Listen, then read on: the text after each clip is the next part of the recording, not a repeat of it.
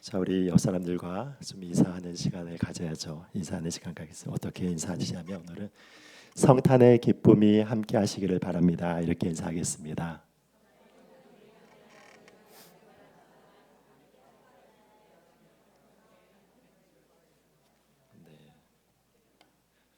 1년 가운데서 어떻게 보면 가장 이 기쁜 날이고 가장 우리의 마음을 이렇게 따뜻하게 하는 이 계절인데 여러분 그것이 바로 예수님의 사랑과 은혜 때문인 것을 바라봅니다. 여러분 그 예수님의 사랑과 은혜가 그 성탄의 기쁨이 여러분들의 그 삶 가운데서 그리고 가족 가운데 함께 하시기를 예수 그리스도 이름으로 축복드립니다. 네. 자, 계속해서 우리가 이렇게 성탄절을 맞이하고 있습니다. 어김없이 올해도 이렇게 성탄의 계절이 이렇게 다가왔습니다. 여러분 그런데 여러분들은 이 성탄의 계절에 이렇게 왔을 때 여러분들은 어떤 것을 이렇게 생각하십니까? 네, 참 요즘에 이런 여러 가지 우리 가운데 일어나고 있는 일들이라든지 이 나라를 보거나 경제를 보거나 이 세계를 보면은 여러분 굉장히 지금 혼란스러운 세대로 이렇게 들어가고 있지 않는가 이런 그런 생각을 좀 해보게 됩니다. 이제 점차적으로 예수님이 오심으로 인하여서 이 땅 가운데 평화가 더욱더 넘치는 그런 시대가 아니라 여러분이 나라가 나라를 대적하여 일어나고 있고 그리고 전 세계적으로도 계속해서 지진이라든지 기근이라든지 여러 환란들이 많이 일어나고 있고 이 정치적인 부분이나 경제적인 부분도 굉장히 요동을 치고 있는 것을 여러분들이 아실 것입니다. 그래서 전 세계적으로 이제 불황의 늪에 빠지게 될 것이다. 여러분 경제학자들이 그렇게 무서운 경고를 하고 있는 그런 소식들을 듣습니다. 여러분 그리고 우리나라의 정치적인 어떤 지형들을 한번 보십시오. 여러분 이 정치적인 지형을 보면 굉장히 혼란스럽습니다.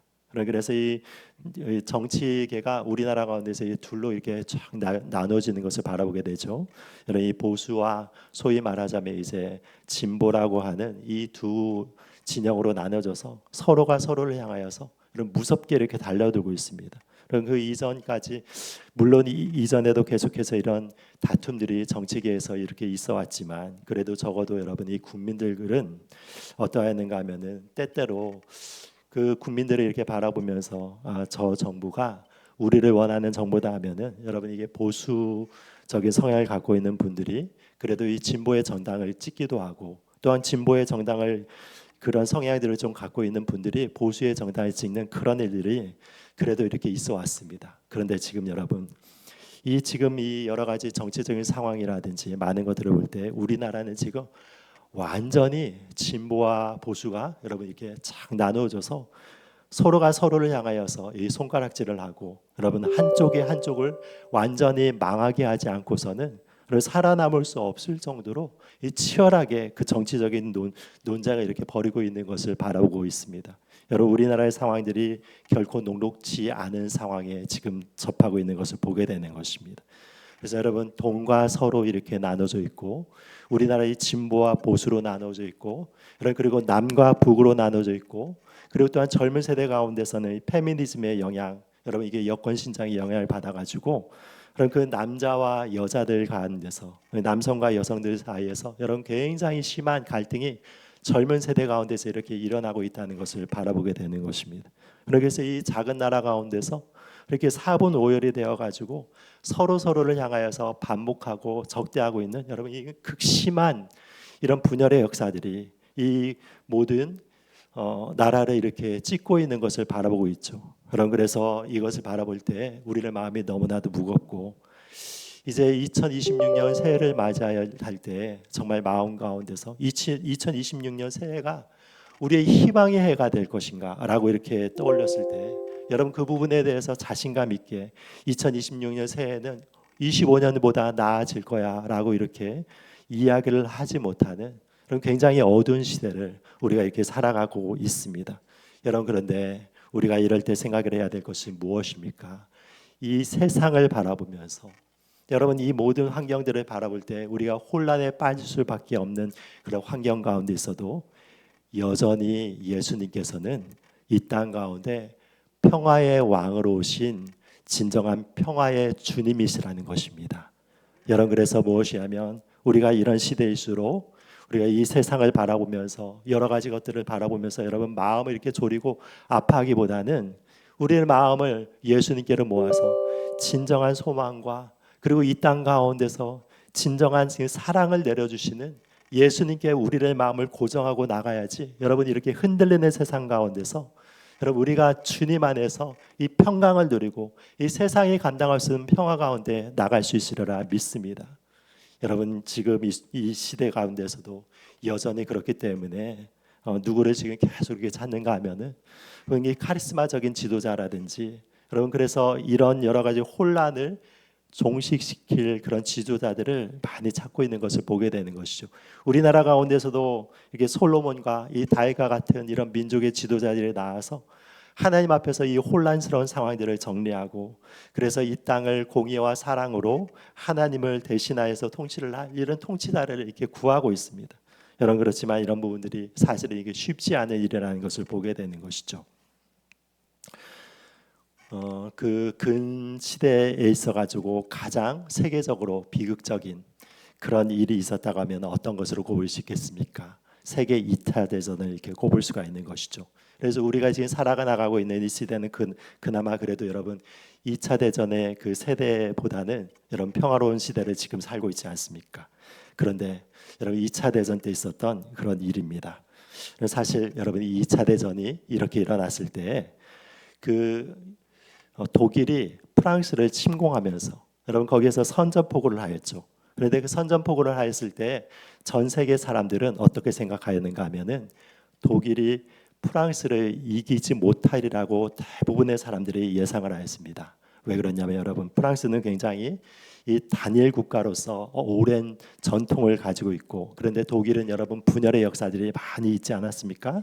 그래서 여러 공화국들이 같이 뭉쳐있던 그런 나라이고 프랑스는 굉장히 광대한 영토를 갖고 있고 거기도 국토도 비옥하기 때문에 곡창지대도 많이 있고 여러분 기술도 많이 발전한 그런 뛰어난 선진국으로 알려졌기 때문에 여러분 독일이 아무리 프랑스를 침공한다 해도 프랑스가 독일을 이기리라고 대부분의 사람들이 이렇게 예상을 하였습니다.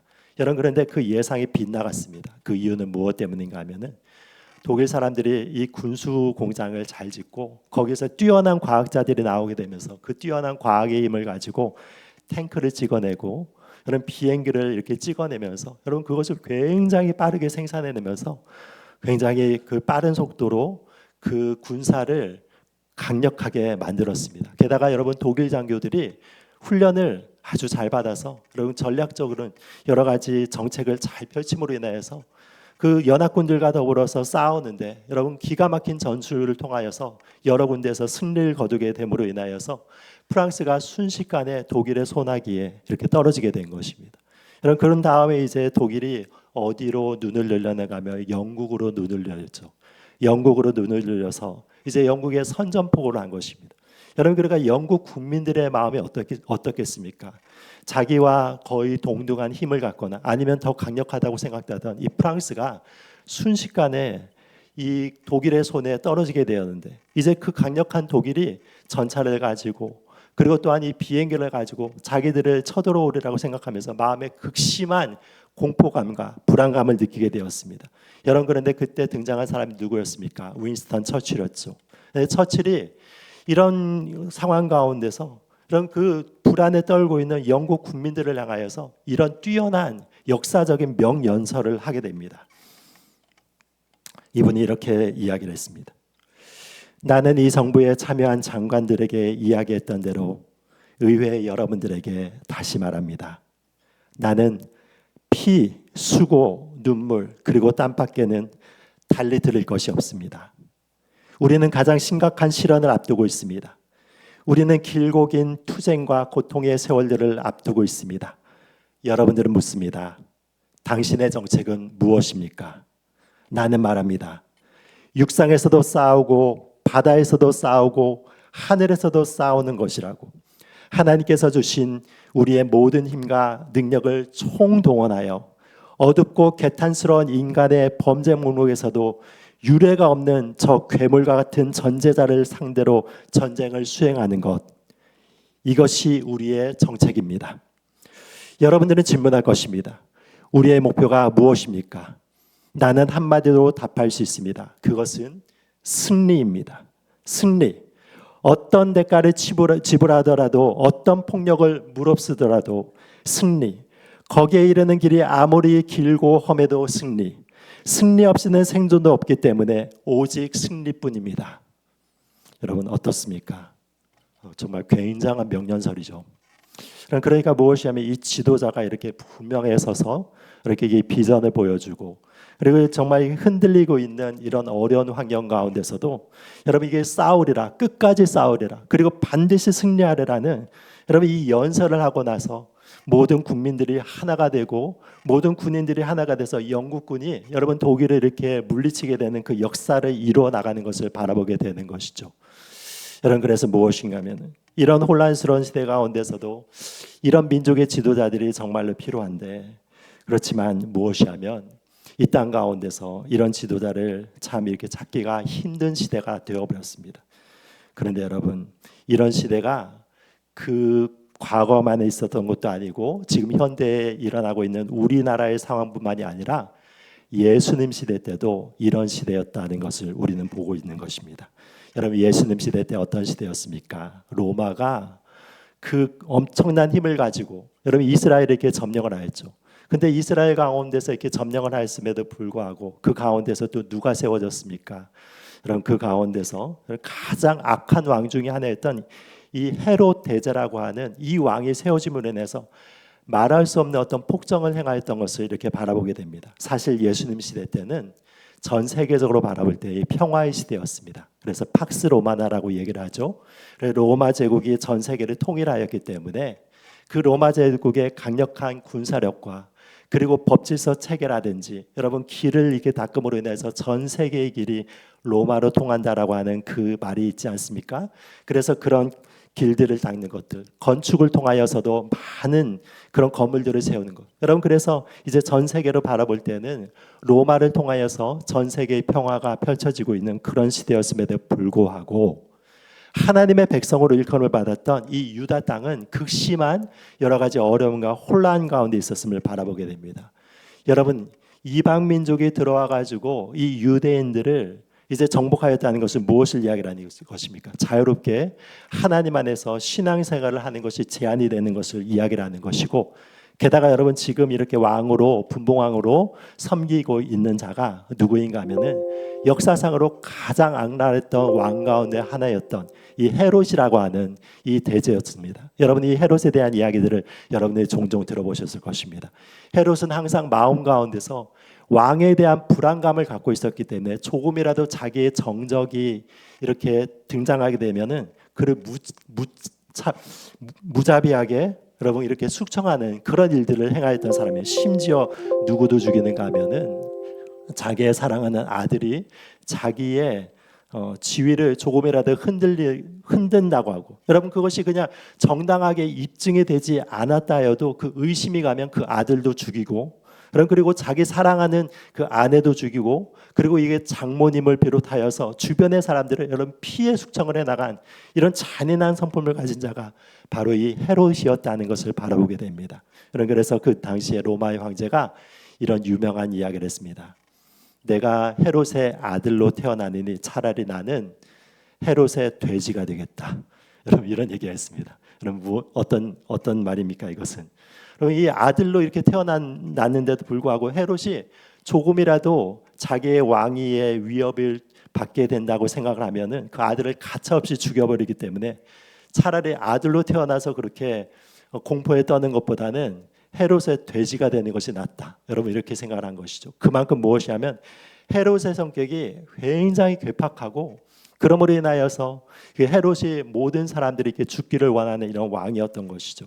그러니까 여러분 이런 시대를 살아가고 있었던 이스라엘 그 사람들의 마음 가운데 어떤 마음이 있었겠습니까?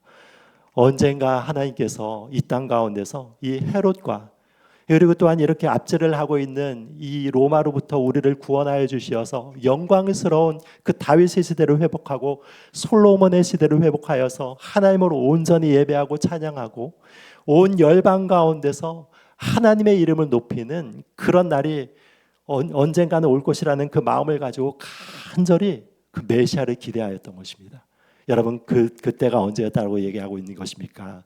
예수님이 오셨을 그 당시의 시대상에 바로 이런 상황이었다고 이야기를 하는 것입니다. 여러분 그런데 실제로 예수님께서 이 땅 가운데 오셨습니다. 여러분 그런 소망을 가지고 오셨는데 그런데 여러분 세상 사람들이 생각하지 못하는 방법으로 예수님께서 이 땅 가운데서 오신 것이죠. 전혀 반전의 역사로 오신 거죠. 어떻게 오셨습니까? 여러분 세상 사람들은 이렇게 메시아가 온다고 하면은 여러분 화려한 궁궐 가운데서 어떤 큰 힘을 가지고 왕족 가운데 온다라고 여러분 그렇게 생각을 할 텐데 하나님의 방법은 무엇인가 하면은 여러분 가냘픈 처녀의 한 사람을 택하여서 여러분 거기에서 동정녀에서 한 아기를 태어나게 하시고 여러분 그 자가 이제 베들레헴에 이렇게 갔을 때 묵을 곳이 없기 때문에 이곳저곳을 떠들다가 여러분 하나의 그 누추한 그런 그 축사 하나를 이렇게 빌려가지고 거기에서 구유에 누이게 된 그 아기가 나타나는 것입니다. 여러분 그래서 그 아기가 너무나도 볼품이었고 주변 사람이 아무도 이렇게 관심을 갖지 않을 때 조용히 시골의 한 구석에서 예수 그리스도께서 이렇게 탄생하신 것을 바라보게 되는 것입니다. 여러분 그렇다면 왜 예수님께서 이렇게 탄생을 하신 것입니까? 여러분 예수님께서 이렇게 탄생하신 이유들은 무엇이냐면 우리와 함께 하시기 위해서 예수님께서 이렇게 탄생을 하신 것입니다. 여러분 만약에 예수님께서 화려한 왕궁에 이렇게 태어나셨던가 이 권력자의 손 가운데서 그 태어나셨다고 하면은 여러분 이 힘이 없는 자들이 어떻게 예수님을 뵐 수 있겠습니까? 힘이 없는 자들이 어떻게 예수님의 친구가 될 수 있겠습니까? 그런데 여러분 하나님께서는 가장 큰 영광을 갖고 계신 그 예수 그리스도를 이 땅 가운데 보내셨을 때는 가장 누추하고 가장 천한 그런 곳으로 보내신 것입니다. 그래서 여러분 찾아온 사람들이 누가 이렇게 되는 것입니까? 이렇게 양을 치던 그런 목자들이 예수님을 이렇게 찾아온 것이죠. 여러분 양을 치던 목자들도 아무런 자기들의 힘도 없고 권력도 없어서 거기에서 여러분 밤중에 이렇게 쓸쓸하게 양을 치고 있었을 때 천사가 그들을 찾아가서 예수님이 태어나심을 알리고 그들이 한 걸음에 달려가서 여러분 아기 예수님을 맺고 경배하는 그런 장면들이 나오지 않습니까? 여러분 그러니까 이런 일들이 왜 어떻게 일어날 수 있는 것입니까? 예수님께서 왕궁에 태어나셨으면 이런 천한 목자들 이 목동들이 예수님을 어떻게 뵐 수 있었겠습니까? 여러분 그리고 오늘 이 시간에 또한 이렇게 나타난 이 사건 가운데 하나는 바로 무엇인가 하면은 동방 박사들이 지금 먼 길을 찾아서 예수님께 나온 이 장면이 여기에서 기록되고 있습니다.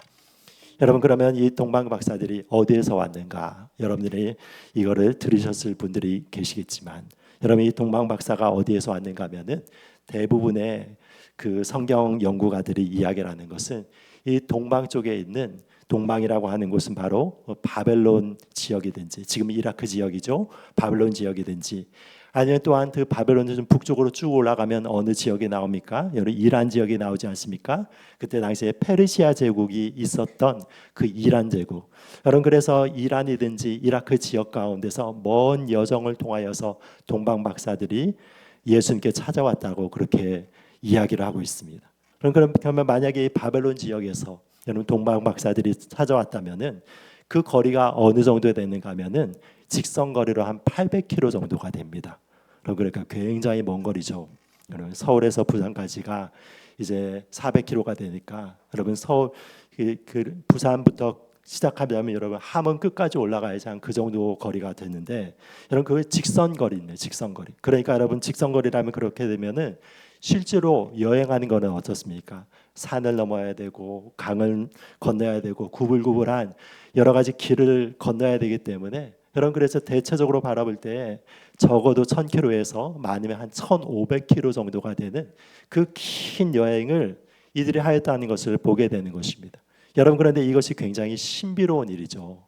왜 그러냐면 여러분 이 동방 박사들이 지금 예수님을 왜 찾아왔는가가 지금 이 말씀을 통하여서 이렇게 기록이 되고 있는데 여기 2장 2절 말씀을 보십시오. 어떻게 나와 있습니까?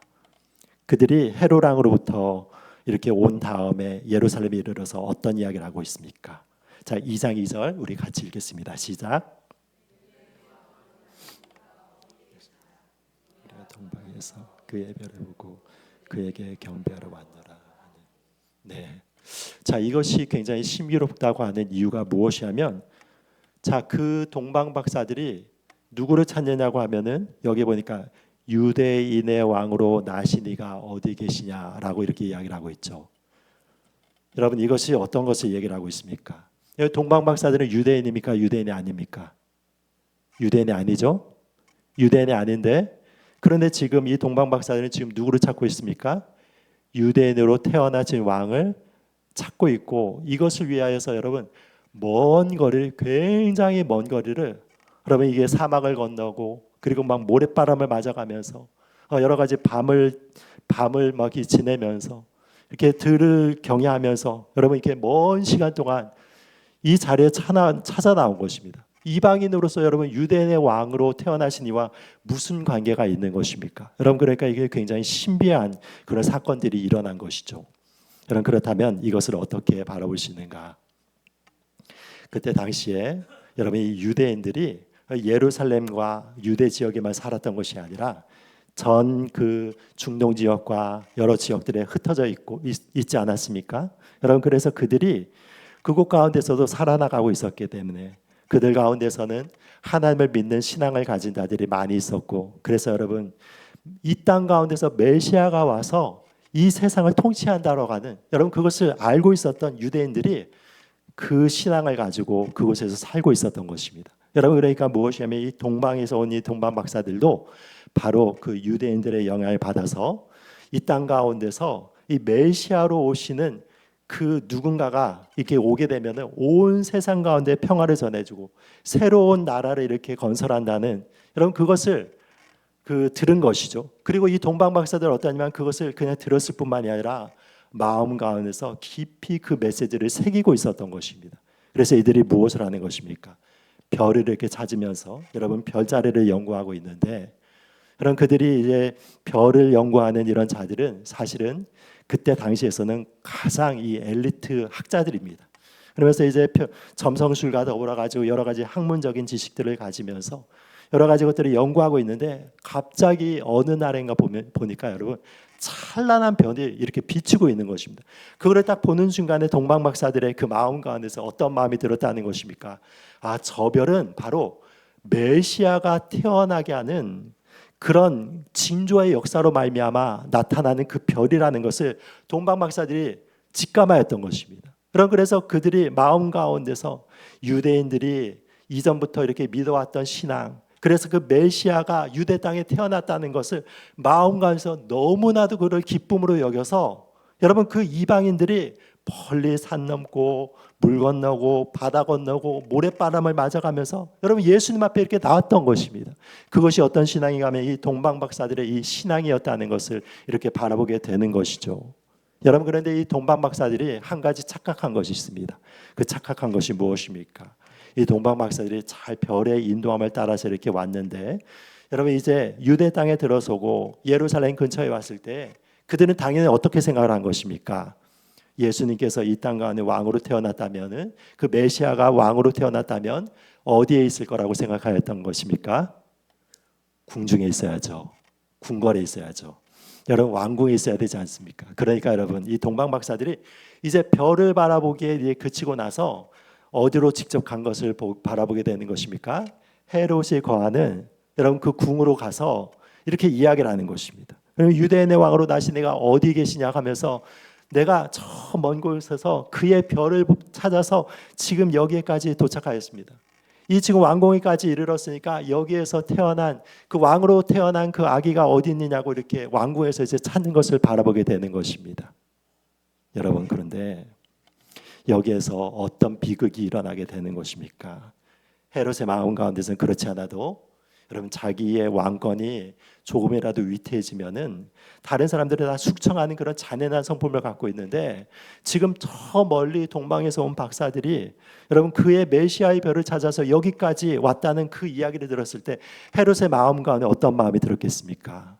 여러분 반드시 죽여야겠다. 이제 그런 불씨들을 살려두지 않겠다는 그런 마음이 들지 않았겠습니까?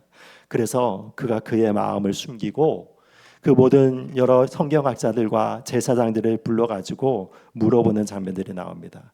그러면서 그리스도가 어디에서 나겠느냐가 물어보니까 여러분 거기에서 성경학자들이 어떻게 지금 여기서 대답하고 있습니까? 유대 땅 베들레헴입니다. 정확하게 이야기를 하면서 어떻게 이야기를 하고 있습니까? 5절부터 6절에 이렇게 이야기를 하고 있습니다. 이르되 유대 베들레헴이오니 이는 선지자로 이렇게 기록된 바 또 유대 땅 베들레헴아 너는 유대 고을 중에서도 가장 작지 아니하도다. 내게서 한 다스리는 자가 나와서 내 백성 이스라엘의 목자가 되리라 하였음이니이다. 여러분 어떻습니까? 정확하게 알고 있는 것입니다. 여러분 이들이 성경학자이기 때문에 메시아가 태어난다면 다른 곳이 아니라 유대 땅 베들레헴입니다. 여러분 이것을 정확하게 알고 있었던 사람들이었습니다.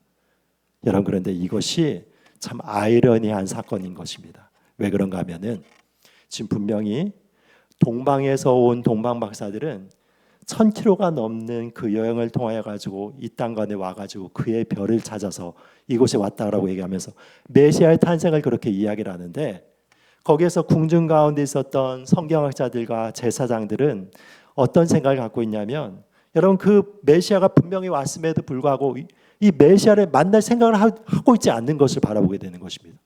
메시아를 만나지 않는 거예요. 여러분 생각해 보십시오. 이 구약에서 예언하고 구약에서 가장 소망을 주는 그 메시지가 무엇이냐면 메시아가 태어나서 다윗의 왕조를 새롭게 세우고 이 세상을 구원하겠다는 것이 여러분 구약에 있어서의 가장 큰 소망인데, 여러분 그 소망을 이룰 자가 바로 이 땅 가운데 태어났다고 하고, 여러분 그것을 성경적으로 정확히 알고 있는데, 여러분 이 자들이 그 소식을 듣고서도 전혀 움직이지 않는 것을 바라보게 되는 것입니다. 오히려 여러분은 어떤 일들을 하고 있는 것입니까? 이것을 알리게 되면 어떤 일들이 일어나게 되는 것입니까? 알리게 되는 순간에 헤롯이 어떻게 해야 될지 알았을까요? 몰랐을까요? 잘 알았겠죠. 헤롯의 성품이 얼마나 잔인하고 그 헤롯이 얼마나 지금 그 마음 가운데서 그 자를 죽이고 싶어 하는지 너무나도 잘 알았을 것입니다. 그런데 여러분 그 자에게 메시아가 어디에서 태어난다는 그것을 이렇게 이야기를 함을 통하여서 무엇을 하게 되는 것입니까? 살인을 방조하는 것입니다. 오히려 여러분 살인에 이렇게 협조하여서 왕으로 태어난 메시아를 헤롯이 죽이는데, 여러분 그 지식을 사용하도록 그 지식을 제공한 자가 누구였다라고 얘기를 하고 있는 것입니까? 바로 여기에 있는 제사장들 무리들과 서기관들 무리들이 헤롯에게 그런 정보를 주는 자로 알려지고 있습니다. 여러분 그리고 여러분 한번 생각해 보십시오. 마음 가운데서 메시아를 이렇게 소망하는 그런 마음들이 있었으면 그 중에서 몇 명이라도, 부디 그래도 뭐 한두 명이라도 이 동방 박사가 다시 이제 따라가면서, 그러면 여러분 나도 가고 싶다고 그런 생각이 들지 않겠습니까? 여러분 메시아가 태어났는데요. 이 땅 가운데서 진정한 소망을 주는 그 메시아가 태어났는데, 그러면서 이 동방 박사들이 그 별을 따라서 그곳을 향하여 간다고 하면은 여러분 몇 사람들을 따라와 가지고 예수님께 경배하고 그리고 그 기쁨을 함께 해야지 여러분. 그것이 정상 아닙니까? 그런데 여러분 이런 일들을 전혀 일어나지 않고 그 한 사람도 움직이지 않고 거기에 있었습니다. 그 이유는 무엇 때문입니까? 그 이유는 이 세상이 너무 좋기 때문에 그런 것입니다. 그들이 이미 헤롯의 녹을 받고 있는 자들이었고, 여러분 헤롯의 통치 안에서 헤롯이 이렇게 든든하게 그 왕위를 유지해야지 여러분 제사장으로서의 역할을 할 수 있고, 여러분 그리고 또한 자기의 서기관으로서의 역할을 하고 있고, 여러분 그런데 이제 메시아가 태어나가지고 이 모든 체제를 전복시키고, 그리고 또한 여러 가지 것들의 혁명을 일으킨다고 하면 자기의 여러 가지 것들이 어떻게 되는 것입니까? 흔들리게 되는 것이죠. 여러분 그러니까 이 구약에서 예언하고 있었던 가장 소망이 되신 예수님이 이 땅에 태어났다는 그 소식을 듣고도 그들은 궁정에서 꼼짝도 안 하고 있는 것을 바라보게 되는 것입니다. 여러분 예수님을 영접하는 자는 누구입니까? 진정으로 예수님이 이 땅 가운데 오셨을 때 그분을 기쁨으로 맞이하는 자는 누구인 것입니까? 여러분 이 땅 가운데서 이런 소망이 없는 이 땅, 여러분 너무나도 이렇게 혼탁해진 이 땅, 여러분 그래서 무엇이 하면 이 세상에 어떤 것을 가지고서도 진정한 소망을 줄 수 없고, 여러분 어떤 지도자가 와서도 여러분 이 전쟁을 끝낼 수가 없고, 이 세상의 모든 것은 여러분 부정이 있고 부패가 있고, 여러분 이 땅 가운데 일어나고 있는 여러 가지 혼란들이 있고, 그러므로 인하여서 이 땅의 모든 역사가 이렇게 진행하여도 그 역사 가운데서 진정한 소망을 주실 분은 오로지 메시아이신 예수님밖에 없다는 것을 마음과는 깊이 여러분 그것을 간구하며 나가는 자들에게 예수님께서 찾아가시는 것입니다. 그런 자들에게 예수님께서 찾아오시는 것이고 그리고 또한 그런 자들이 예수님을 발견할 수 있는 것을 바라보게 되는 것이죠. 여러분 그 소망이 누구에게 있었다는 것입니까? 이 이방인이었던 동방 박사들은 여러분 그 별을 이렇게 연구하면서 별 하나를 보았을 때 어떻게 지금 여기에서 이렇게 기록되고 있습니까? 그 별을 바라보면서 어떠냐면 여러분 여기 보면은 어떻습니까? 10절 말씀에 이렇게 나와 있지 않습니까? 여러분 9절 10절 말씀에 이렇게 나와 있습니다. 박사들의 왕의 말을 듣고 갈새 동방에서 보던 그 별이 문득 앞서 인도하여 가다가 악이 있는 곳 위에 머물러 서 있는지라. 그들이 별을 보고 매우 크게 기뻐하고 기뻐하더라. 어떻게 기뻐했다고요? 매우 크게 기뻐하고 기뻐하였다. 그러니까 그것이 자기 가운데서 일생에 있어서 가장 흥분되고 일생에 있어서 가장 그 기쁜 여러분 정말로 마음과는 그 기쁨이 솟아 올라가지고 그 별을 보면서 너무너무 기뻐하였다는 것을 이렇게 바라보게 되는 것이죠. 왜 이렇게 이런 기쁨들이 동방 박사들 가운데 있는 것입니까? 그만큼 여러분 이 땅 가운데서 진정한 소망이 메시아로 태어날 이 아기에게 있다는 것을 동방 박사들은 알았기 때문에 여러분 그 별을 보면서 그렇게 기뻐하며 나갈 수 있는 것 아닙니까? 여러분 우리의 가운데서 진정으로 예수님을 이렇게 믿고 여러분 예수님을 영접할 수 있는 자들 바로 이런 자들을 의미하는 것이죠. 이 땅에서 예수님께서는 반드시 또한 다시 오실 것입니다. 그 다시 오실 때도 여러분 누가 예수님을 영접하는 자들입니까? 이렇게 이 세상을 살아가면서 정말 쓸쓸하고 그리고 또한 이 세상 가운데 희망이 없음에도 불구하고 그럼에도 이 땅 가운데서 진정한 소망은 오직 예수 그리스도께서 오셔서 이 땅에 하나님의 나라를 세우시고 그러면서 이 땅에 진정한 평화의 왕으로 오시는 그것 이외에는 이 세상에 궁극적이고 진정한 소망이 없다는 것을 마음과 깨닫는 자들이 여러분 예수님 오실 때 그 예수님을 영접하게 되는 것입니다. 여러분 그것이 무엇인가 하면 바로 이 목자들의 소망이었고 이 동방 박사들의 소망이었던 것을 바라보게 되는 것입니다. 사랑하는 여러분 우리들도 이 성탄을 맞이하여서 여러 가지 많은 소식들을 듣고 있지만 이 모든 것 가운데서도 진정한 평화의 왕으로 오신 예수 그리스도만이 이 세상 가운데 진정한 평화의 왕이시라는 것을 이런 고백하고 그리고 그분을 정말로 사모함으로 인하여서 이 맞이하였던 동방 박사의 그 마음 그리고 그 마음 가운데 있던 예수님을 위한 그런 마음의 기쁨들이 여러분들 가운데서 넘치기를 예수 그리스도 이름으로 축복드립니다.